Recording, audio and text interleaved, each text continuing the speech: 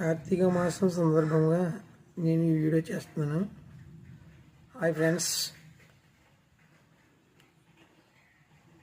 ఇది మామూలుగా ఇప్పుడు జరుగుతున్న దాని విధానం గురించి నేను మాట్లాడదలుచుకున్నాను.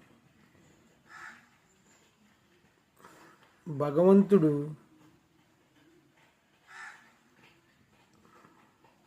స్వచ్ఛమైన మనసుతో ఏ స్వార్థము లేకుండా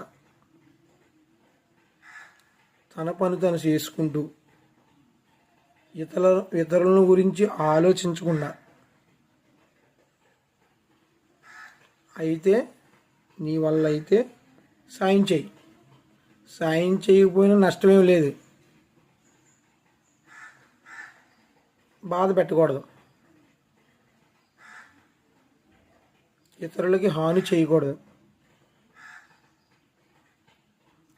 నువ్వు సాయం చేయలేదని ఎవరు ఏమనుకోరు.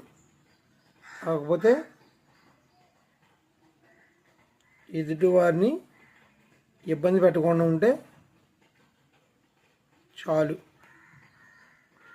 మానవ సేవే మాధవ సేవ. అంతేగాని నేను 10 సార్లు మాలేసాను, 10 సార్లు నడిచి వెళ్ళాను, ఇవి అస్సలు భగవంతుడికి ఇష్టం ఉండవు.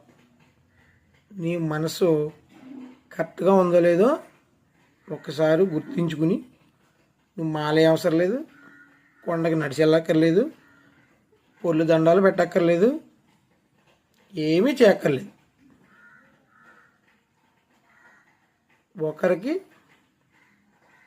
మనసులో కూడా మాటతో కానీ నోటితో కానీ నీ మైండ్తో కానీ చెడ్డ ఆలోచనలు రాకుండా చూసుకుంటే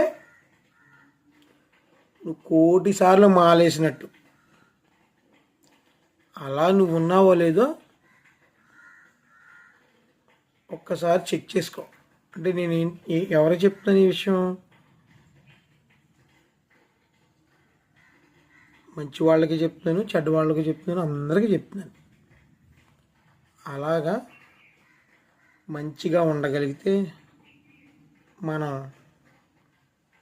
మాలలు వేయక్కర్లేదు, గుళ్ళకి వెళ్ళక్కర్లేదు, గోపురాలకి వెళ్ళక్కర్లేదు, పాదయాత్రలు చేయక్కర్లేదు, ఏమీ చేయనక్కర్లేదు.